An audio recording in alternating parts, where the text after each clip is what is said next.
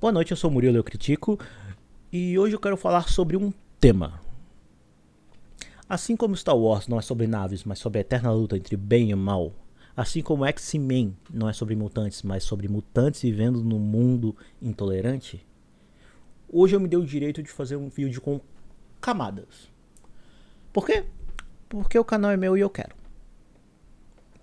E para falar sobre esse tema, eu escolhi um ser humano especial. Eu escolhi Hirohiko Araki. Nos anos 80, as HQs no Japão funcionavam da seguinte forma: se você era capaz de fazer algo especial, é porque você era um robô ou um alienígena. Porque seres humanos não têm super força, mas robôs podem ter. Seres humanos não jogam lasers pelas mãos, mas alienígenas podem fazê-lo. E ok, funcionou durante um tempo, funcionou durante um bom tempo, porém, entretanto, todavia, eles notaram que se você coloca humanos nas HQs como personagens principais, o público se identifica melhor. Foi quando surgiu a ideia de mágica nas HQs.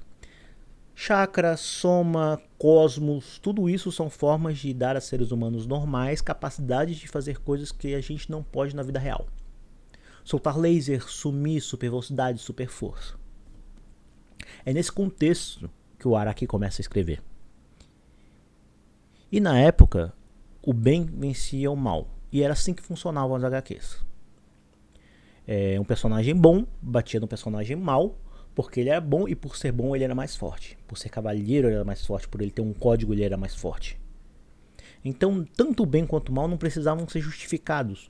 O mal é mal porque é mal, o bem é bem porque é bem. Simples e fácil. E aí o Araki ele viu isso e ele sentiu que tem alguma coisa estranha nessa relação. Na primeira JoJo's, o nosso personagem principal, o nosso Jonathan Joestar, ele tem menos tempo de exibição do que o nosso vilão, Dio Brando. E o Dio Brando não é só ruim porque ele é ruim. Ele é alguém ruim colocado em situações terríveis e traumáticas e estressantes e ruins. E aí, quando ele é adotado pela família Joestar, ele já sente uma inveja absurda do irmão. E é isso que guia todas as maldades que ele faz. Isso tudo antes dele se tornar um vilão de verdade, antes dele assumir a máscara e se tornar um vampiro. Note, ele não é mal.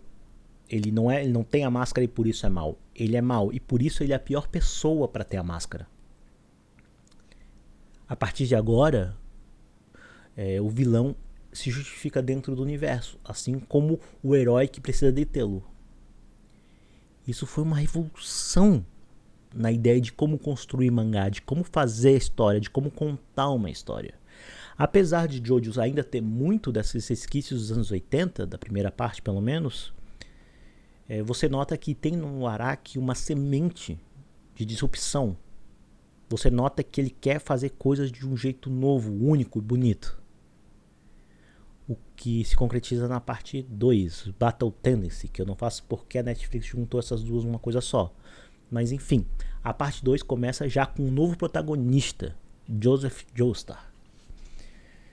Isso já foi o primeiro grande baque para quem gostava de JoJo's, porque antigamente o teu protagonista era a tua história. E JoJo's Parte 2 começa anos depois do anterior. E não tem nenhuma aparição do Jonathan Joestar. O Joseph é esse cara completamente diferente. Para ele, sobrevivência é mais importante que o código. Então, se ele tá lutando contra um vampiro de 3.000 anos, ele não vai, largar as armas do chão e partir pra uma luta de mano a mano. Não, ele vai tentar jogar uma granada no cara. Ele vai tentar pegar uma arma e atirar. Porque a sobrevivência dele, a sobrevivência do mundo são mais importantes que esse código. Cara, isso é revolucionário. Porque agora você tem um personagem principal, um protagonista, que está disposto a fazer coisas que um código de ética, de cavalheirismo, não abarca. O que não faz sentido nenhum para começo de conversa, porque ele está lutando contra vampiros, não contra outros seres humanos. E mais importante, o Araki notou o seguinte: se eu estou lidando com um mundo onde existe mágica, músculos são irrelevantes, certo? A partir desse momento, ele colocou uma treinadora, uma mestra, mulher, com um corpo terrivelmente frágil, porém mais forte que os protagonistas. Lisa. A partir desse momento, ele estabelece que se a força não vem dos músculos, por que eu não posso ter uma mulher batendo de frente com os protagonistas? E eu fico me perguntando se coisas como o Ino, Sakura, se os Cavaleiros Zodíacos, as Amazonas, se elas existiriam se Jojo não tivesse dado esse primeiro chute, tivesse batido na porta desse jeito. Eu acho que não. E aí você pensa, ok, o Araki escreveu 2 partes de Jojo e as 2 estabelecem regras diferentes sobre como a gente escreve HQs. Esse cara pode descansar, ele já entrou pra história das HQs, ele já é importante. E aí ele cria a parte 3. Na parte 3, ele tava com um problema. Tá, na primeira parte a gente lutaram contra vampiros. Na segunda parte contra deuses. Na terceira parte, como é que eu estabeleço essa escala de poder? Vai chegar um momento em que alguém vai estralar o dedo e destruir o planeta, como é Dragon Ball hoje em dia. Então ele teve a ideia dos stands. E stands são criaturas que saem dos personagens e que são reflexos da alma, direto da alma deles. E cada stand tem um poder específico. Um pode soltar fogo, um pode roubar memórias. Tem um stand que é especializado em almas, então ele inculpa. Então o que o personagem faz é tentar te fazer se sentir culpado pelas coisas, e aí quanto mais culpado você se sente, mais fraco você se torna. Tem um stand maravilhoso que o único poder dele é fazer as pessoas em volta se tornarem cada vez mais jovens, até virarem crianças. E é isso. O lance é, a partir do momento que cada um tem um stand e cada stand tem um poder diferente, o ser humano em si que está ali não tem poder nenhum. Então eles podem sofrer, podem se machucar, podem apanhar. Um stand super poderoso, se encontrar um stand fraco, porém que tenha uma habilidade diretamente oposta, esse stand fraco pode vencer a luta. E isso trouxe ideias que seriam aproveitadas depois em Naruto, onde cada ninja tem uma arte diferente, em Hunter x Hunter, onde cada caçador é especializado em um tipo de coisa, e isso pode ser extremamente fraco para uns e extremamente forte para outros, e do nada a força não é mais uma questão de números. Não é porque um cara tem X mais Y de força, ele necessariamente vai ganhar uma luta de um cara que é muito mais fraco. Não. Do nada, as batalhas em Jojo se tornaram mais interessantes do que uma queda de braço de números. E isso foi terrivelmente importante para a história das HQs, para a história dos desenhos, para a história dos mangás. Não só lá, mas aqui no Ocidente também. E foi assim que na parte 3, pela terceira vez, Araki revolucionou a forma com que as pessoas escrevem histórias. Hoje, Jojo está na 9ª parte. E uma coisa que eu notei de todas as partes que eu assisti, das 6 partes que eu assisti, é que ele sempre tenta levar o nível um pouco. Criar uma coisa nova, fazer algo que não foi feito ainda. Ele peca às vezes por excesso de ambição.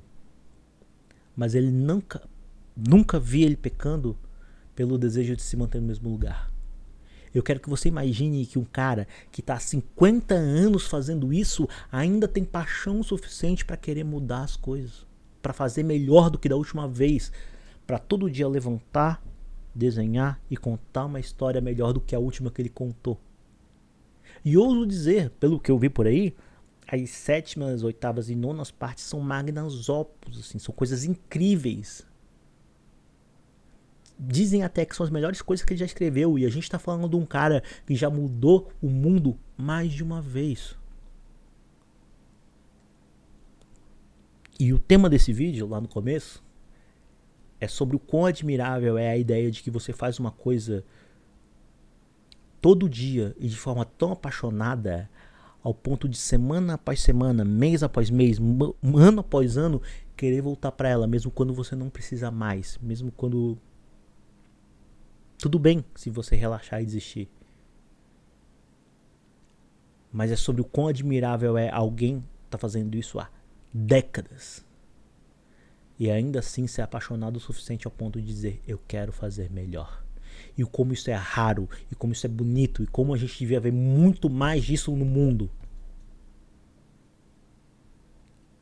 E aí eu notei que eu admiro esse maluco.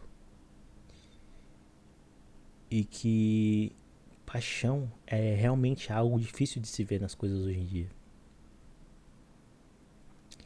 Esse foi o Murilo Critica, espero que vocês tenham gostado. Até a próxima.